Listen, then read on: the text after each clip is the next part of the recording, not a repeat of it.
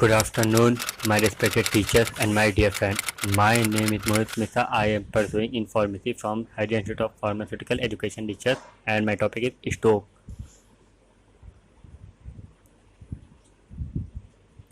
Stroke is a neurological impact caused by disruption in blood supply to the region to the brain. Means blood supply interrupt हो जाती है brain में, जिससे enough oxygen brain cell को नहीं पहुंच पाते हैं। वहाँ पे न्यूरोलॉजिकल इम्पेयरमेंट आकर होते हैं। अब बात करते हैं टाइप्स की। बेसिकली स्ट्रोक 2 टाइप के होते हैं, इस्मिक स्ट्रोक, दूसरा हेमोरेजिक स्ट्रोक। इस्मिक स्ट्रोक को स्ट्रोक ब्लॉकेज भी कहते हैं और हेमोरेजिक स्ट्रोक को हम लोग ब्लीडिंग स्ट्रोक भी कहते हैं। अब हम लोग देखते हैं aetiology of stroke. Aetiology basically positive agent होते हैं। मीन्स हमको किसी से ज़्यादा खतरा होता है स्ट्रोक, बीइंग ओवरवेट होता है, वो एज्ड होते हैं, हाइपरटेंशन में ज़्यादा खतरा होता है, डायबिटीज़ मेलिटाइटिस की प्रॉब्लम है, a person of family history में स्ट्रोक हो, एंड इनएक्टिव लाइफ होती हो, या अल्कोहल अब्यूज हो, या स्मोकिंग करते हो, प्रॉब्लम हो अकर होती है। स्लीप एपनिया, जो सोने में कमी करते हैं, ये कंडीशन देखी जाती है। अब बात करते हैं हम लोग साइन एंड सिम्टम्स की। जिसमें नॉर्मल साइन सिम्टम्स हैं वो हैं कंफ्यूज दिखना, टॉरिबल स्पीकिंग और किसी चीज़ को समझने में प्रॉब्लम होना, हेडेक, वॉमिटिंग, बार बार वॉमिटिंग, एक आंख से दिखाई कम देखना है, या वॉकिंग में या बैलेंस बनाने में दिक्कत होना।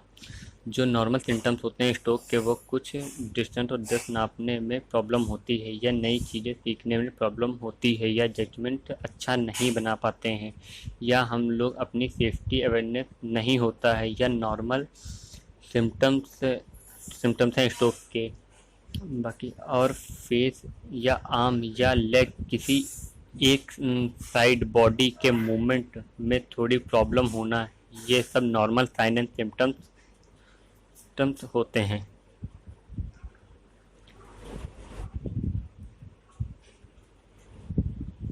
करते हैं हम लोग पैथोजेनेसिस की। पैथोजेनेसिस में जब सडनली इन्फेक्शन होता है ब्लड सप्लाई का ब्रेन में, तो 3 कंडीशन बनती है, ischemic stroke, haemorrhagic stroke, ischemic attack. Ischemic stroke में जब फैटी डिपोजिशन होता है प्लेग या ब्लड क्लॉट का, हेमोरेजिक स्ट्रोक में ब्लड वेसल्स की रिपीटिंग हो जाती है, तब हेमोरेजिक स्ट्रोक होता है। इस्मिक अटैक से यह कोई भी ऑब्स्ट्रक्शन होता है तो यह हम खतरा होता है। मीन्स तीनों कंडीशन में हमको स्ट्रोक होने का खतरा होता है। ये तीनों कंडीशन में ब्लड फ्लो हो जाता है, वो ब्रेन तक ही नहीं पहुंच पाता है, जिससे हमारी इनफ ऑक्सीजन ब्रेन को नहीं मिल पाती है।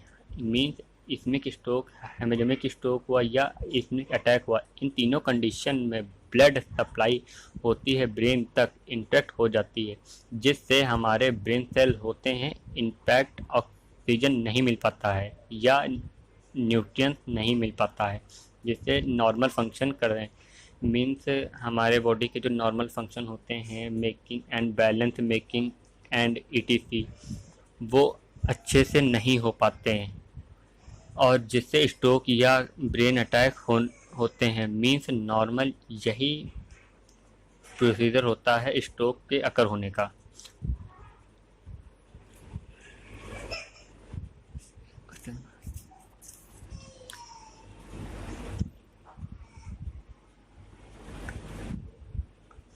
अब बात करते हैं डायग्नोसिस की।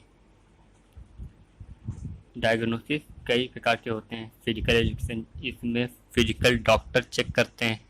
ब्लड टेस्ट है, इसमें blood clotting, blood sugar level check किया जाता है, केमिकल का प्रोडक्शन चेक किया जाता है। सीटी स्कैन हो गया, MRI, radio wave and magnet wave damage brain की टिश्यू डिटेक्ट करते हैं। 5वां कोरोटेड अल्ट्रासाउंड है, इसमें अल्ट्रासाउंड स्कैन किया जाता है, ये चेक करने के लिए कि ब्लड फ्लो मतलब कोई प्रॉब्लम तो नहीं है आर्टरीज में, या blood mean any types of कॉप्शन, किसी चीज़ का जमा होना, कोलेस्ट्रॉल डिपोजिशन हो जाता है, वो वेसल्स को ब्लॉक कर देता है। इसको भी हम लोग कहते हैं प्लेइंग डिस्ट्रोमिशन। इकोकार्डियोग्राम, इसमें एक डिटेल इमेज बनती है हार्ट की। सेरिब्रल एंजियोग्राम डाइज इनफैक्ट, जिससे हम लोग चेक करते हैं कि स्ट्रोक है कि नहीं। अब बात करते हैं ट्रीटमेंट की। इसमें स्ट्रोक बहुत से इमरजेंसी ट्रीटमेंट होते हैं, जैसे कि मेडिकेशन देते हैं जो ड्रग को क्लॉट को ब्रेक डाउन करके और ब्लड सप्लाई अच्छे से होने लगे, जैसे कि एस्पिरिन फर्दर ब्लड क्लॉटिंग को रोकता है, चेंज को रिड्यूस करता है एंड अदर स्ट्रोक होने का। या एक इंजेक्शन होता है टिश्यू प्लाज्मिक एक्टिव होने का आर्म में दिया जाता है, जिस जाके ब्लड क्लॉट ना हो, ब्लड फ्लो दोबारा से हो सके।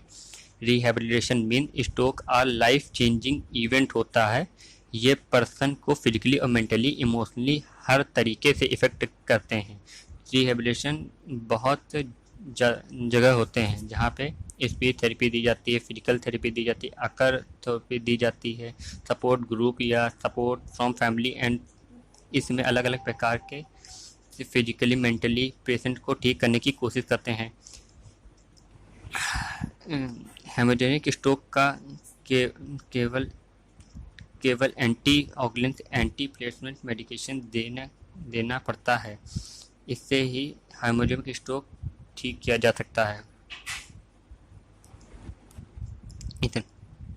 अब बात करते हैं कॉम्प्लिकेशन की।